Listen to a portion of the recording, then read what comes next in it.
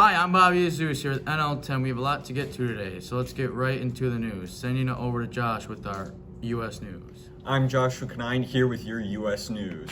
Police removed a pilot from the cockpit who was set to fly from Buffalo Niagara International Airport to Fort Lauderdale because security officers noticed that something was off about him and decided to test him.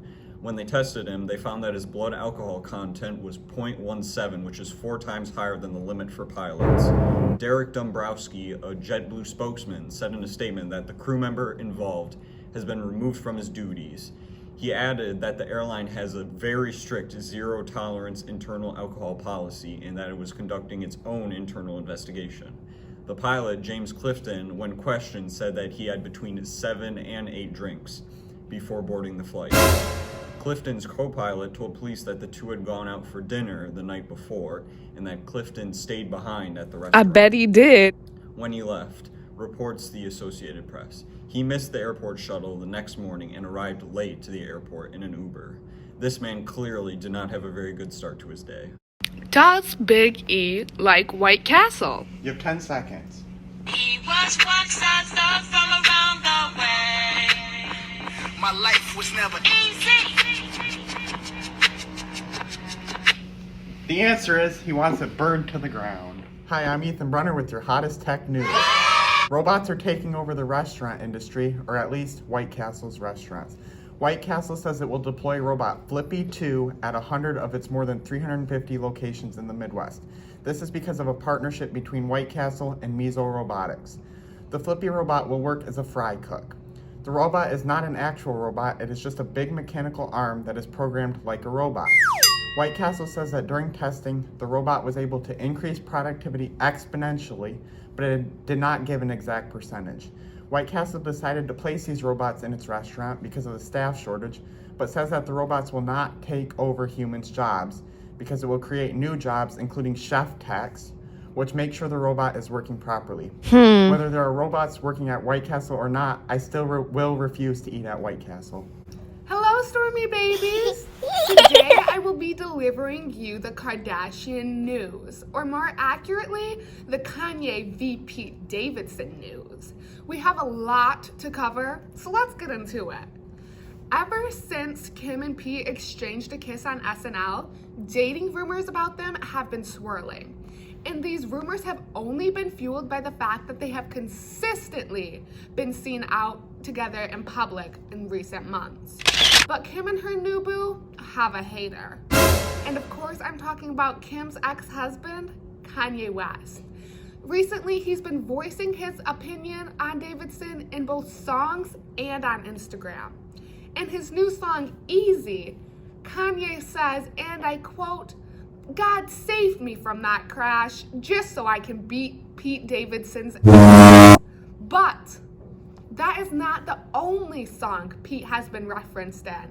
And no, I'm not talking about Thank You Next. Thank you next. I'm actually referring to yet another song by Kanye. He was recently featured on a song called City of Gods, in which he seemingly references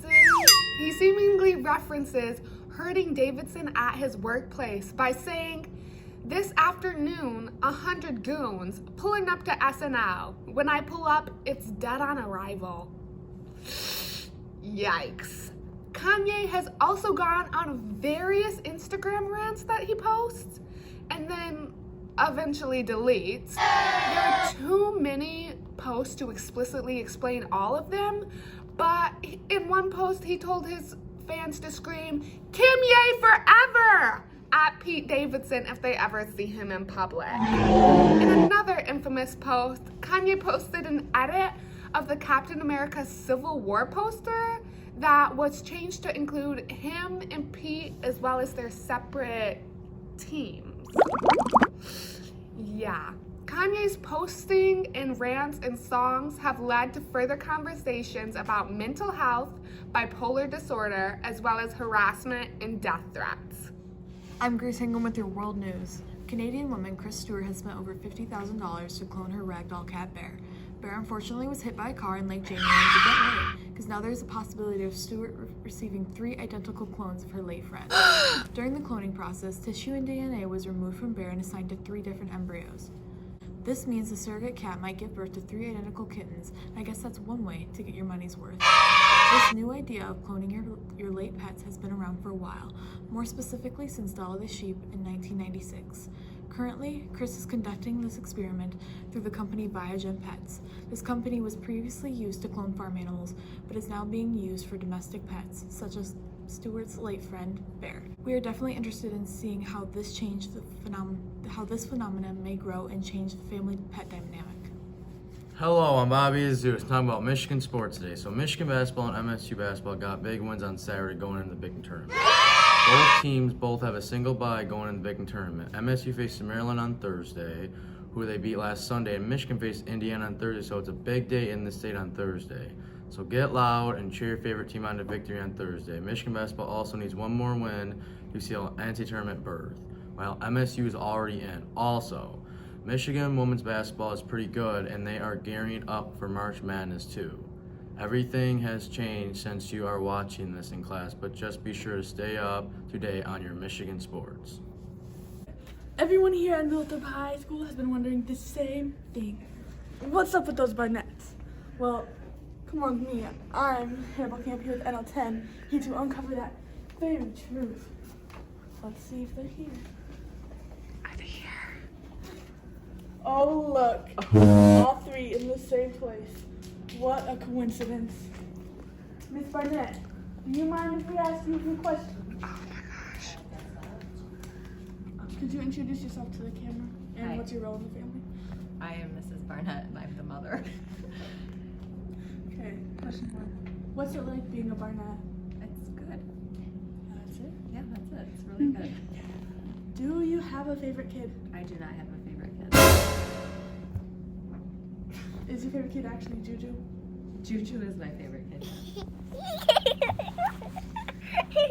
If it's true that you don't have a favorite kid or that it's Juju, why have people told me they think Austin is your favorite kid?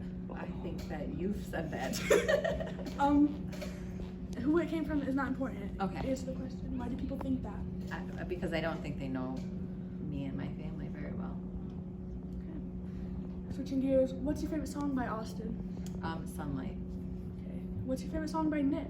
He can play a mean slide whistle. That took her a little long to come up with. I can see why people think Austin's the favorite. Now I'm here with the oldest son, Austin. Austin, can you explain your role in the family? Well, my mom tells me I'm the favorite, so just being the favorite child, I guess, is my role. Okay. What's it like to be a Barnett? You know, it's pretty laid back, pretty good, I'd say, unless you're Nick. You know, he doesn't really get much of anything. Do you feel that your mom has a favorite kid?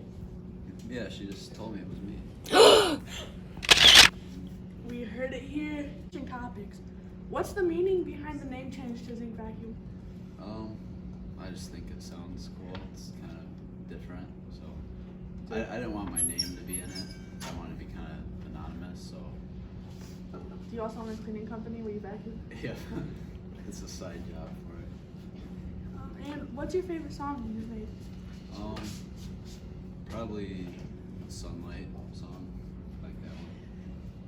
Now we're going right over to Nick to find out what he thinks about all of this. Nick, could you explain your role in the family for us? I don't know. I kind of just sit there and have to be on my own because I get no attention. That's so sad. So, going off of that, what's it like to be a Barnett? I don't know. I'm just kind of existing.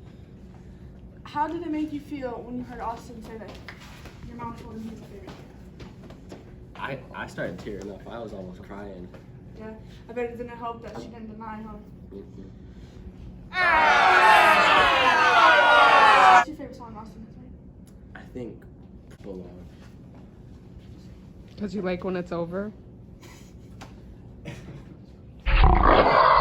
Now we're here with the honorary Barnett, Berjuza. Hello. Juju, what's your favorite song by Austin? Probably Water. Juju, what's it like to be a Barnett, even though you were adopted into the family? Well, I kind of take Nick's place in the family. One final question before we leave the Barnetts alone. Are you team Kanye or team Pete? Kanye. Pete. Kanye. Team Pete, I'd say. This has been NL10 with Bobby. As you shout out to Bajuja for liking and commenting on our last video.